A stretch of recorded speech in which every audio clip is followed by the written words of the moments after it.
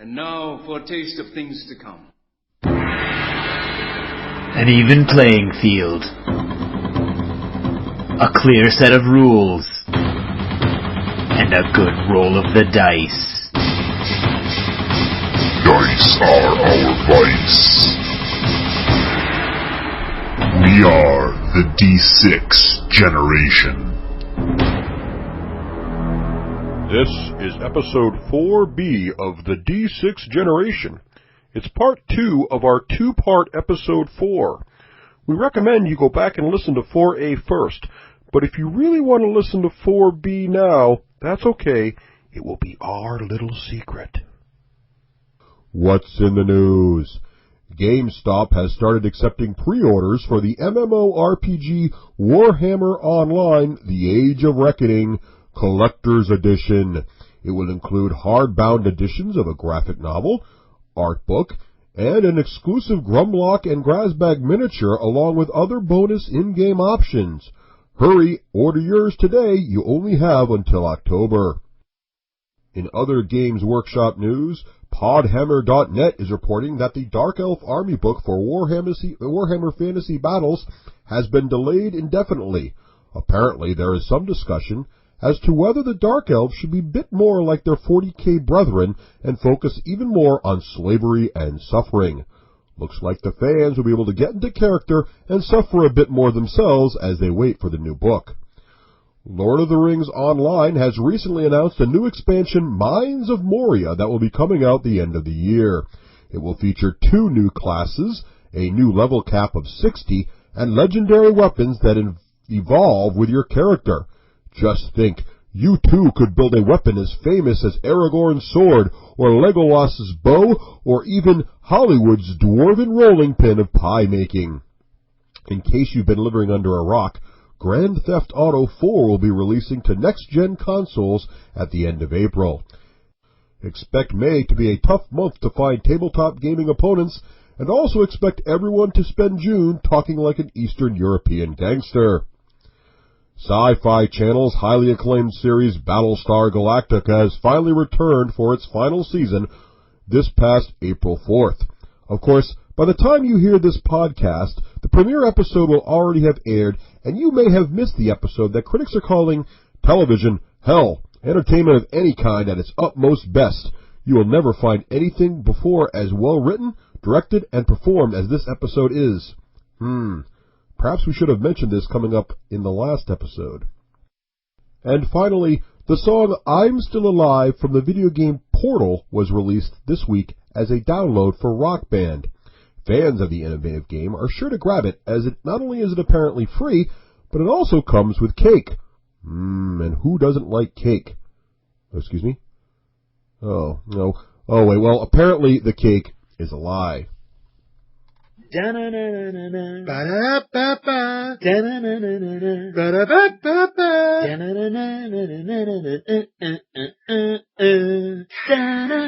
Rafe Hollywood Granger, and this is the Hollywood Minute. You see, I get a whole minute to talk about whatever I want, and Russ and Craig are going to think this part is nuts, because what I'm going to talk about is Britney Spears. That's right, Britney Spears. Yep. I like pop music, and I like pop culture. Yeah, it's a little embarrassing, but hey, there it is. You're going to get a little window into my soul during the Hollywood Minutes. So, I mean, hey, who out there has not seen and liked the Britney video, Hit Me One More Time? Think about it, folks. And Russ is going to put a link up on our website, in case you've forgotten what that music video looks like. So, I mean, what is up with Britney? I mean, what is going on with all this psycho stuff in the kids and K-Fed? I mean, come on. I mean, I guess she courts all this attention. Well, you heard it here first. I think this is all a publicity stunt. No, I mean, her wigging out was real. But all this bipolar stuff, that is just so she can go and have a comeback to say, I suffered from bipolar, but with the right medication and counseling, I am now okay. Rather than what I think the truth is, which is, growing up as a young, attractive teenager with millions of dollars at your disposal is not a healthy environment.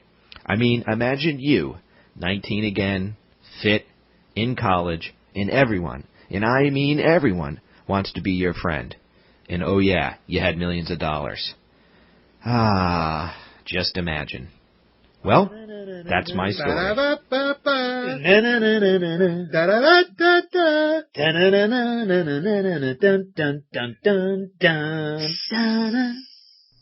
Still to come on the D6 Generation, Craig's off-the-table movie review and his Model's Eye battle report. You're listening to the D6 Generation. We just love playing around.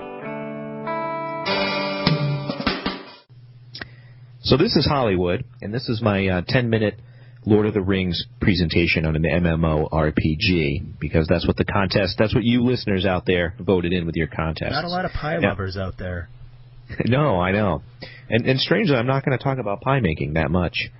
Which now, I am going to... What was it, 5 people? Maybe 6. Yeah, I think it was. I'm going to assume that people do have a base understanding what an MMORPG is. If you were like me, and you didn't, I had no idea what one was other than hearing the initials, then I recommend, seriously, you go to Wikipedia to start, and it'll explain the different terms. What this podcast is not going to be is I'm not going to talk about my character or my missions or stats or just my experience that way. That would be boring. It's going to be a general overview as to why it appeals to me and why it might appeal to some listeners out there who might enjoy the game as well. And it all started with my play-by-email campaign that a very good friend of mine from college and other people from college and I played. And play-by-email is a very fun way to play D&D because it really encourages role-playing. But what happened with that was our DM would invest, John Potter would invest so much time. And as my life got crazier with kids and young kids and work, my work got a lot busier, I didn't have the time I felt worthy to commit to the turn worthy of what he was investing. You know, though, we should point out that John Potter, your former DM, has listened to the show and emailed in, I hate pie. Just I know. On the record. But I think it was a retributive vote. I think he was trying to get back at you for dropping out of the campaign. Just saying, right. The facts are these. Because he lost one of the, his favorite dwarven characters, which was Carrick. He was a fun character to play. Which sounds like a strong male name, really. Is it? All right, fair enough. Oh, it is. It comes from GW. Go ahead, Rafe. Sorry. Take your time. All right. So I began to sort of yearn for my old D&D experiences when I was, 12 years old and running around as a gnome illusionist in my fantasy world. And I started to yearn for that, and then I wanted to see what these MMOs were about. Now, Russ scared the bejesus out of me. So I asked him, hey, Russ, what are these MMOs like? And Russ says, oh, my God, you cannot join one. Your wife will divorce you. You'll be up to 3 a.m. Russ is big on superlative. It doesn't happen overnight, man. Hey, 2 weeks ago was Tuesday Night Gaming. Where were you? Making pies. That's what I'm saying. Takes up all your time. Go ahead. Sorry. But let's talk about this right here and now. How is that? Do you want to burn your time here throwing down about last Tuesday? Okay. I do. How is it any different, Russ, than you and I playing games all night long last night, which was Warmachine and Descent? No, there's nothing wrong with that. I'm just saying it gives you more variety. If you only play MMOs all the time to exclusion of everything else, then you're not having any variety in your life. I know, but you give me such crap about playing this MMO now. No, don't let me suck up all your time. Please continue. All right. So I wanted that old Dungeons and Dragons experience, which I believe the MMORPG does give you. You log in, there's no effort, you have your character. Your character is very customizable. It has at least Lord of the Rings does. I don't think WoW has this. Lord of the Rings has the deeds and the traits, and they're very much addictive, like Xbox achievements. Like, for example, here's where the cooking comes in. There's a variety. My character can cook, and he makes these pies. And other food items any cook in the game can. And those those cook items give you bonuses within the game. But on top of that, you get these nice little titles above your head. Like, I just became an artisan cook, which is the highest level cook. Is that higher than Master Pie Maker? Yay! Yes. Where's my achievement?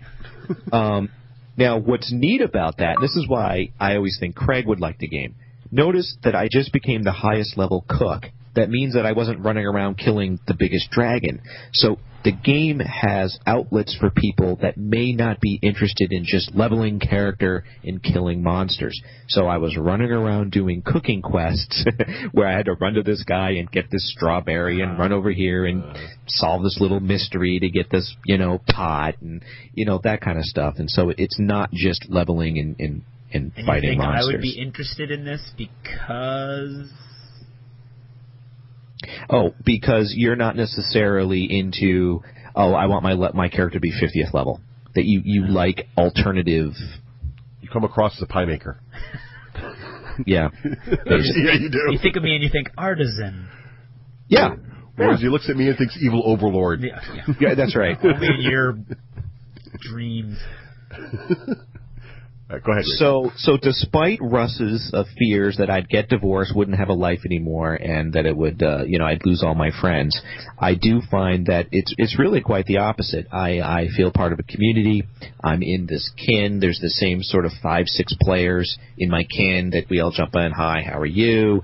They're doing different missions. I'm doing different missions. We may be chatting with each other over the, voice IP that's in the game, which is free. The game's not free, but the voice IP is free, and it's fun. I actually play with an old law buddy of mine, so I get to catch up with him while we're running around killing monsters online, basically.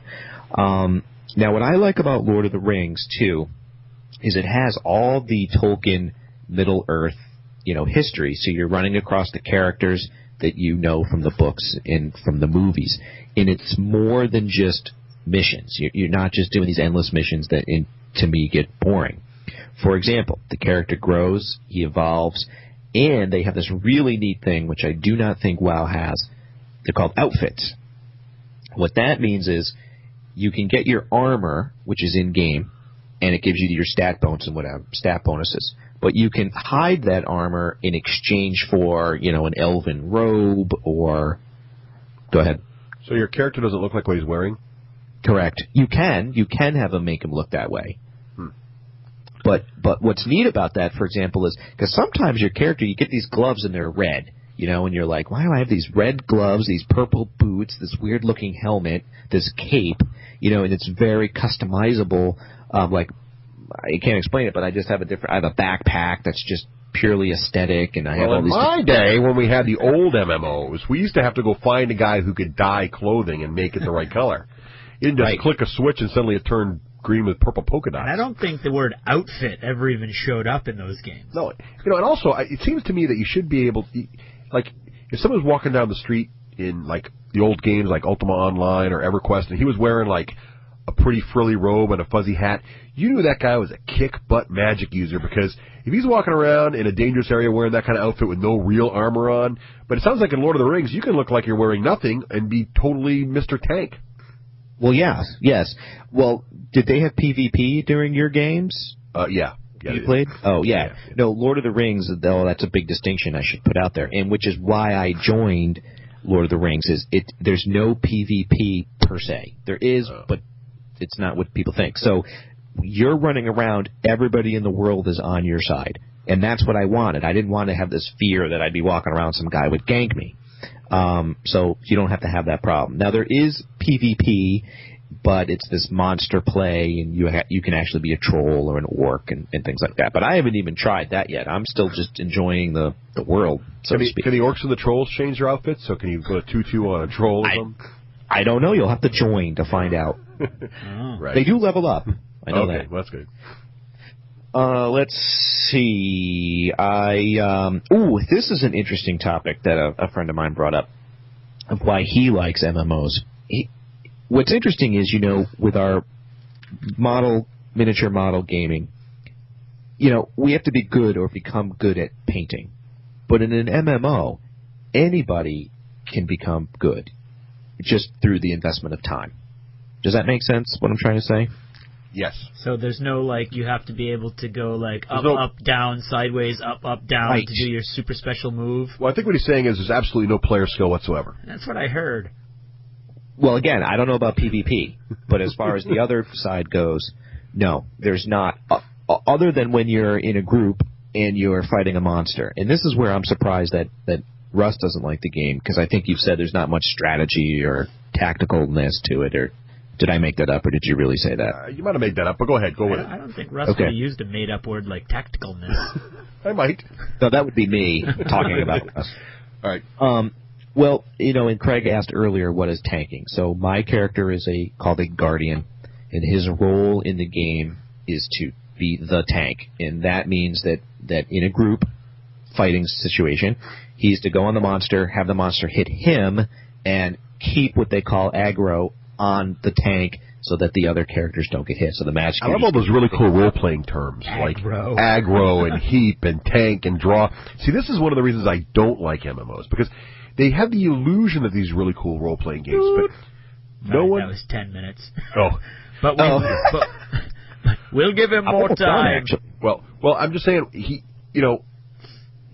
they claim they're role-playing games, but I like the fact they just call them MMOs now, and they've dropped the RPG off the end, because no one actually, or very few people, in my opinion, actually role-play on these servers. And sometimes if you do, people are like, oh, he's talking like he's really an elf. He's one of those role players, isn't he?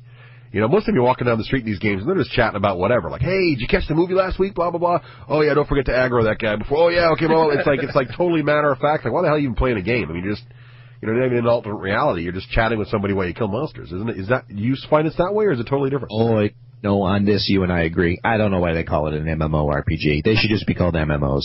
Well, most people do that nowadays, I guess. Yeah, I know. You're right. And some people do role play, and there's a lot more fluidity with Lord of the Rings. Nobody really busts your chops if you do. But no, Russ, I agree with you. To me, this is Lord of the Rings, Middle-earth, Rainbow Six. I'm part of a group. I'm designed to go out and kill things. I have a specific role.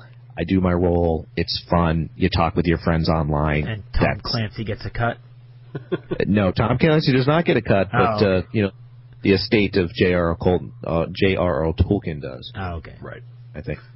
So, yeah. Do you guys have anything to add before I wrap it up? Well, so how do you fit this into your life? Now, you're a busy, older gamer. You still participate in our gaming group. How the heck do you find time for something like this? Oh, thank you for bringing that up, because that is the most interesting thing, is I am actually really busy in my life. I have a very young daughter. I sort of started over again and have a young daughter. She's over 1, and my job has gotten pretty busy. So how do I fit it in is, strangely, my wife is comforted by the fact that while she's, watching her TV shows that I might not be that interested in, she's just as happy to have me sitting here with my laptop on, and I'm playing a little LoTRO. I can't explain it, but that seems to be working for my family and I at this point in time. Right. So, yeah, I mean, and there's not enough time in our segment to go into the addiction. I will warn you, it is addicting. Anybody who has addicting tendencies, are there times that I'm not going to bed as early that I should be or want to be? Yup. and that time is because I'm just having fun. I'm just fun. I'm awake. I'm engaged. It's fun, So that could be a problem, I will admit. Now, definitely. Now, also, just one more thing. I know we're a little over, but you played WoW now a little bit, right? So of the two games, which do you think is cooler? Oh, well, which is cooler? You phrased that interesting. Well, which do you enjoy more? You tell me which. Okay, WoW is very cool. I mean, the world is huge. The eye candy is unbelievable. But the community, in my opinion, sucks. They stink. They don't help people. They're rude. Wow. Nice. We're going to get emails now from all these WoW players. Of course, this is vis-a-vis last episode's Hollywood Minute, though, right? It is, sort of, yes. Yes. No, but at least the few WoW people that I've talked to, I know about 4 or 5 of them, they all agree. And all of them say to me, oh, well, yeah, but we don't really communicate with the outside world. We're just in it to talk with our guild. And so I think if you have your own group of players, your own friends, WoW's a great choice. If you were like me and you wanted to see what's this whole online community in this game about, I highly recommend Lord of the Rings. And the reason why I can say that beyond just me is there is tons of people in the chat channels that you can kind of keep up and running while you're playing that are really commenting how nice and enjoyable the outside community is in-game, in Lord of the Rings Online. So I think if you're a noob like I was, and you're looking for a gentle start, I highly, highly recommend Lord of the Rings Online. And I still think the eye candy is just as great. It's a different kind of eye candy, but I think it's awesome. So let's say we have some listeners right now that actually play Lord of the Rings or thinking about getting into it.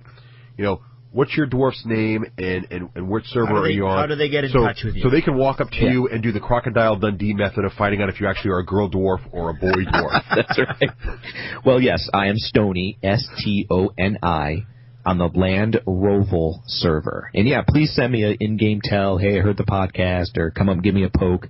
Any of that's cool. Send me a mail, that's fine. And I'm also Stony on the Dalaran server in WoW, but I haven't been over there in a while because I've been leveling up Stony on Lord of the Rings. And that's where I intend to stay for a while. Cool, so that's Stony the Dwarf, Stoni. Like Brandy. Or very Middle Earthy. Or Candy. Right. Or Sandy. Oh, we're a little over, but good job, Rafe, keeping it short there. All right, that's my bit. Thank you. Okay, I'm going to roll the hit. Oh, crap, it's off the table. Did you see where it went?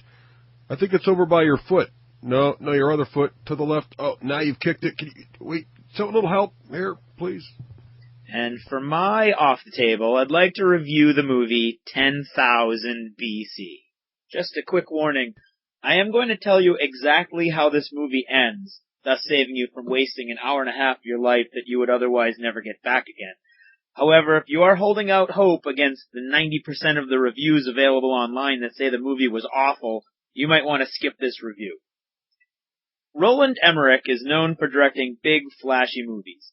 Stargate, Independence Day, Godzilla, The Patriot, The Day After Tomorrow. There are some good movies in that list, including one classic and one ridiculous piece of crap. I'll let you guess which is which. He's written some big movies too, including, well, all of the above movies except for The Patriot.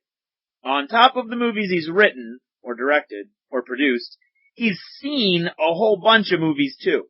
He's seen The 13th Warrior, Clan of the Cave Bear, Fellowship of the Ring, Apocalypto, Zulu, Braveheart, 300, and Cleopatra. How do I know he's seen all these movies? Because they all appear, quite often scene for scene, cut for cut, and shot for shot, in 10,000 BC.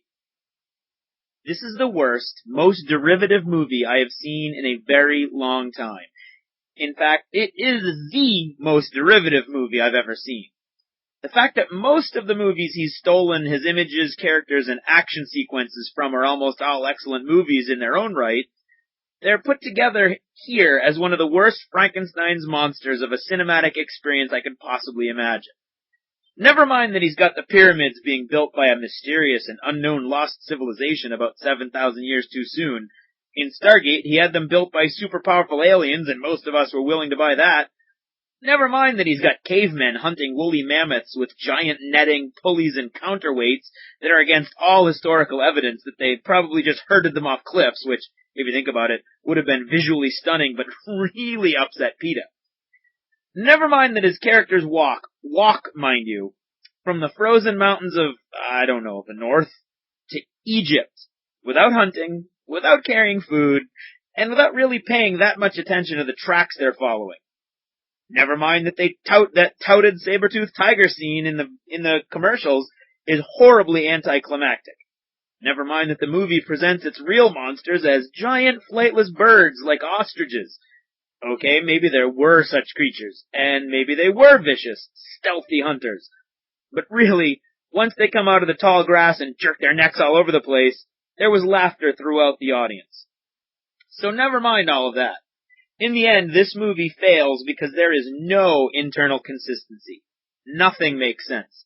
The characters are two-dimensional cardboard, the storyline is pathetically thin, any of the visuals worth watching you've seen before, and you've seen them behind better actors performing more realistic characters in more interesting stories. The movie doesn't even stand up as a joke, it's not funny enough. In the end, after leading his Zulu army across the Sahara Desert by following the Christmas Star, I think, to the Giza Plateau, our caveman hero fights no final battle. There's a massive woolly mammoth traffic accident halfway up the Great Pyramid of Giza, which then gets destroyed. So, who finished it? which is a bit problematical. And then there's a lot of mobs running around threateningly. And then there's the Leonidas spear cast from 300 at an octogenarian Xerxes who gets hit in the chest and dies. And then, having traveled from the frozen wastes to Egypt, defeating the mysterious lost civilization, winning back the girl, and freeing an entire nation of slaves, okay, so add the 10 Commandments to the movies Emmerich has seen, our intrepid hero chooses to go back to the frozen north, with some seeds to teach the former mammoth hunters how to plant crops. So, hunter-gatherers become farmers. Wait a minute. You do learn something in this movie. I take it all back. It is a good movie. I stole that line from Liar Liar.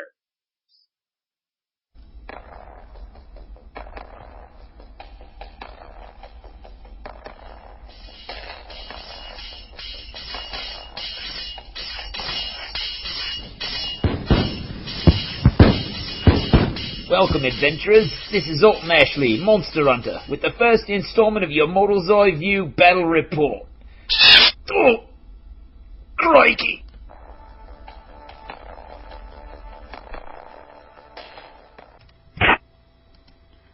Alrighty, folks. So I've followed a warband led by the great Trollkin Shaman Borkin Kegslayer into northern Cador. It's cold enough to freeze the dangly bits off a Gatorman down here, but anything for a good story, eh? Bork has apparently tracked his quarry down through the frozen wastes and into northern Cador today, and judging by the columns of steam over this ridge ahead, it appears he's run them to ground. Rumour has it that we're after none other than Vlad Tepeshki himself, the Dark Prince of Umbre. First, the battlefield report. We've got a hill just ahead of the Trollkin lines, a small collection of ruins anchoring the left flank, and a pool of standing water over on the right, slightly skimmed with ice. In the distance, slightly obscured by the cold mist, we can see some further ruins on the right flank, and another pool of water on the left, a bit behind the hill. The troll lines seem to be concentrated in front of the hill, with Borka's chosen champions forming a wall of armoured troll flesh at the front, with Krusty, Borka's tame earthborn dire troll, holding the left flank, and to the right flank a puny-looking pyre troll. Borka's placed some bison-mounted long riders far off to the right, and his personal creel stone with its scribes and bearers is holding the rear of the formation. There are several other individuals moving about. I think there's a fell collar. I can't just make out a bloke in a brown hood. That might just be one of them rare stone scribe chroniclers. I've never seen one of them in action before. This ought to be good. There also seems to be a couple of swamp gobbers milling about in the backfield. Probably one of them bellows crews. There seems to be something off in a clearing to the right, far ahead of the troll lines, but I can't really make out what it is. Could be some kind of mirage. We can just make out the Cador line now through the fog. Opposite Borka's right flank there seems to be a small unit of those Widowmaker snipers. Mean bastards with a gun, and this is me talking. They're backed up by some pikemen advancing up behind the ruins in the distance. The Cadoran left flank seems to be more lightly held. There's a spindly-looking jack over there with a lone figure behind it. Can't quite make out who it is, probably some Jack Marshall or something. Vintner's version of veracity. It's one of them Drakens on the left flank. Damn, that's a big horse. Huge Cadoran cavalry officer on a beast that'd do me own wall proud back home. This is gonna be one hell of a matchup, folks. No sign of the Dark Prince out there, but he's probably behind this here hill with whatever reserves he might have. There appears to be one of them monster Cadoran warjacks back there also, but all I can see at the moment is his big noggin sticking up over the ridge, and the great spanking cloud of steam from his burners. Oh, and here they come. The Dark Prince seems to have caught Kegslayer flat-footed, and the lumbering Cadorans are making their move. On the right flank, the Widowmakers are fading back, almost as if they're afraid of... What the pikemen are charging up through the ruins. I can't... It's a totem hunter. It must have been fully stealth. I couldn't see it at all. The pikemen are charging. They seem to... Ooh. Things did not go so well for the pikemen. Strung out across their line, they had barely reached the creepy-looking creature before it burst out of hiding and attacked. I think one of the Cadoran boys got a hit in, but he was cut down immediately. Oh, lots of movement on the right flank. The Draken is galloping down the field, and mighty Melanamora. It's a behemoth coming around the left flank of the hill. It's got 2 huge cannons on its back, and they seem to be aiming independently. And the bloody thing is sprinting down the field. It's firing on the run! The target seems to be the Earthborn, but those shots have missed, slamming into the ruins. Oh, yeah! The spinny little bugger's run up and thrown a net over the Earthborn. The poor critter seems to be stuck. He's struggling with the net. Oh, he's out.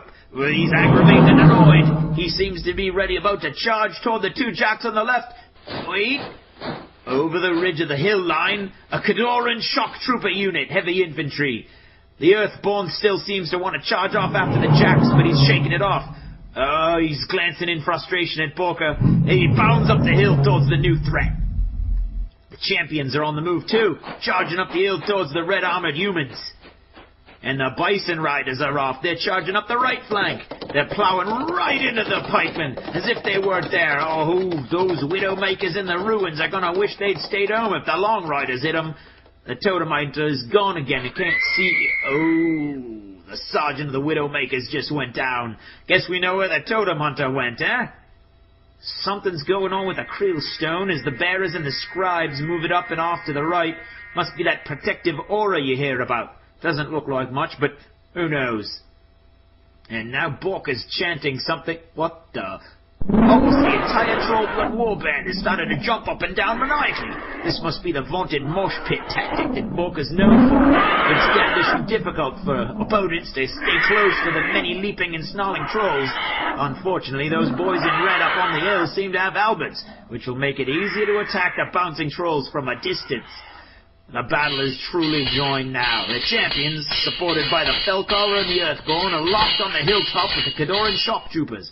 The Long Riders and the Totem Hunter are cutting down the pikemen and the Widowmakers, and only the Cadoran left flank is on the move. The Draken heavy cav officers redeploying, trying to get a charge angle on the Earthborn, and the...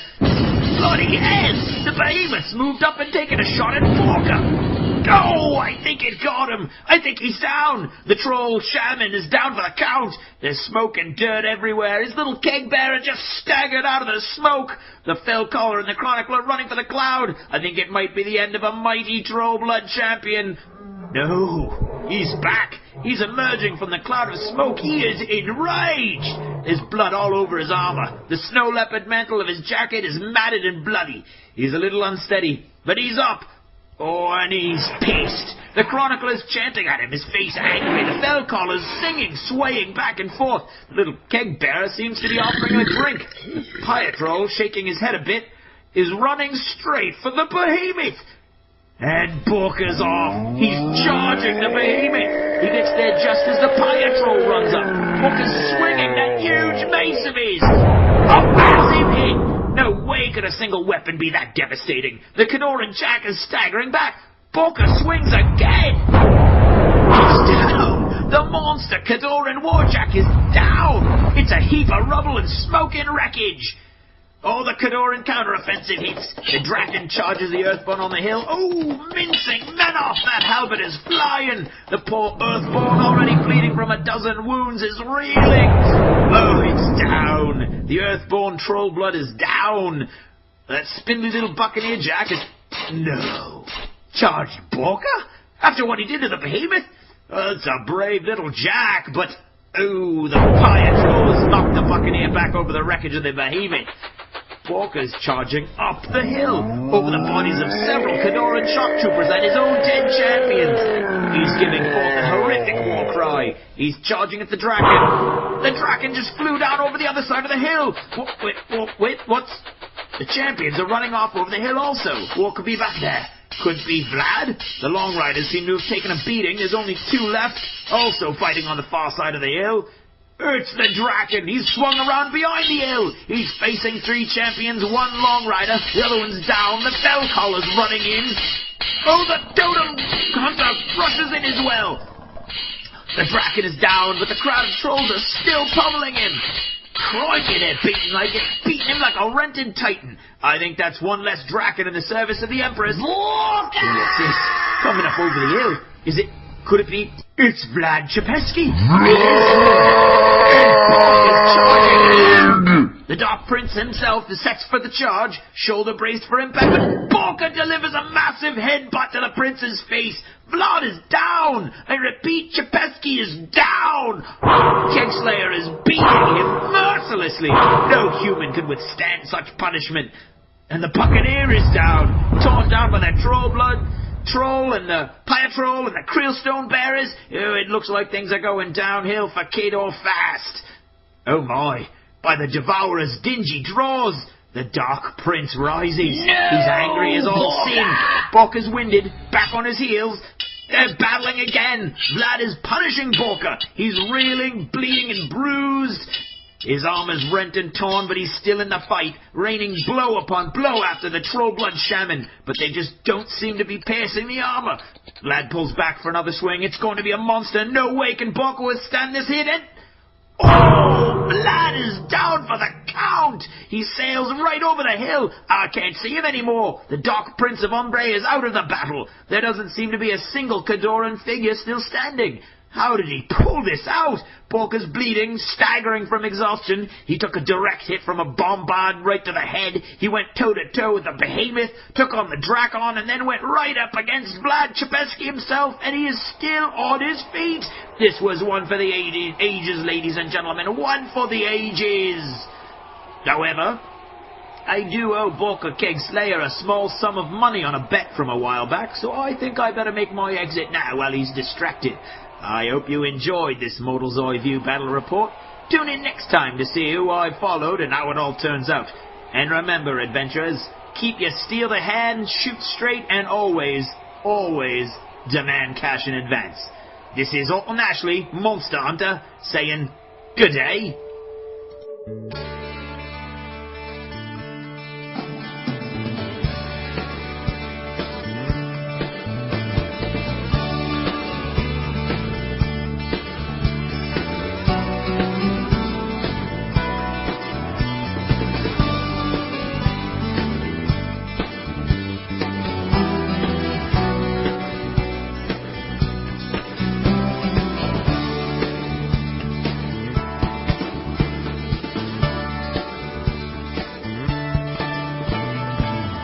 Notice that you're pushing little metal or plastic army men around model railroad terrain? Do you ever notice that you're rolling dice to indicate probabilities to hit, wound, and save, and jump, and run? That the guns aren't real, that the models aren't people, that the fate of the kingdom, or the world, or the galaxy, or the universe doesn't really rest on your victory or defeat? I don't. Not in the best of games, I don't. I don't notice that these are toy soldiers. I don't look at it as model railroad terrain. In the best games, I look at the visual spectacle of armies arrayed for war, maneuvering around a blasted landscape in a desperate attempt to achieve some crucial mission objective. Now, I know that there are all sorts of gamers, just like there are all sorts of people. And I understand that despite the fallacious idea that it takes all kinds, well, they are here, whether they're needed or not. Some wear black shirts, some stink to high heaven, and some know only too well that they're pushing little metal models around a tabletop. I call these gamers Matrix gamers. The name comes from the movie, obviously. Remember Neo, glaring muggingly through reality into the Matrix itself, unlocking a world of possibilities and abilities? He didn't have to play like everyone else. He saw the way things really worked, not the way they looked like they worked. This is how the Matrix gamer operates. The Matrix gamer does not play a game of men or women or trolls locked in desperate struggle. The Matrix gamer plays a game of probability tables and geometry. There may as well not be models, and the terrain might as well be abstract shapes or books and coffee cups. All that matters is the rules set, the probabilities, and the measurements. The Matrix gamer is the guy, or girl, I guess, but how rare a creature is that? I've seen more unicorns, I think. I still wonder about that duct tape, though. But the Matrix gamer is the guy who can tell you it will take you, on average, 3 turns of a Space Marine shooting with a heavy bolter to destroy a land speeder. The Matrix Gamer is the guy who can tell you that X piece of war gear bought for Y troop type will only win back its points cost if the Red Sea is parted on a Tuesday and only if your local group is using FAQ 32.567 found on the Italian website between March 25th and 27th of last year. Matrix Gamers aren't bad people. Some of my best friends are Matrix Gamers. But they play a different game entirely, and quite often, it's not as fun for me as the game I play. I look at that heavy bolter and that land speeder, and I think, desperate times call for desperate measures. They see equations, probabilities, and statistics. They look through the models, through the narrative, and they see only the math. In the end, we all play games for our own reasons. There's the fluff Nazis, the painters, the power gamers, the noobs, the list goes on. And playing each type of gamer can give your own type of enjoyment, if we keep in mind that it takes two to play the game, and we might each be coming from different places. I just ask that, should you ever see me fielding my troll bloods against that vile Crixian menace, please don't let me know that my pygmy bushwhackers will have to shoot it in combined ranged attack formation 3.5 times after Grim locks the target in order to kill Denegra, okay? I'm not even sure the little guys can shoot 0.5 times anyway. Good night.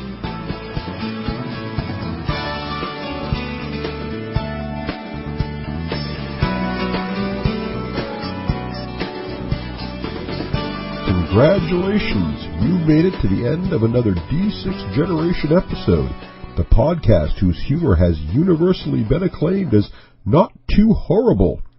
Please let us know what you thought of the show by either emailing us at thed6generation@gmail.com or by posting in our official D6G episode thread at the top of the DACA discussions forum on DACA.com. If for some inexplicable reason you actually enjoyed this show, you can help others find out about it by leaving positive reviews on our show in iTunes. See you in 2 weeks. Thanks for listening and happy gaming.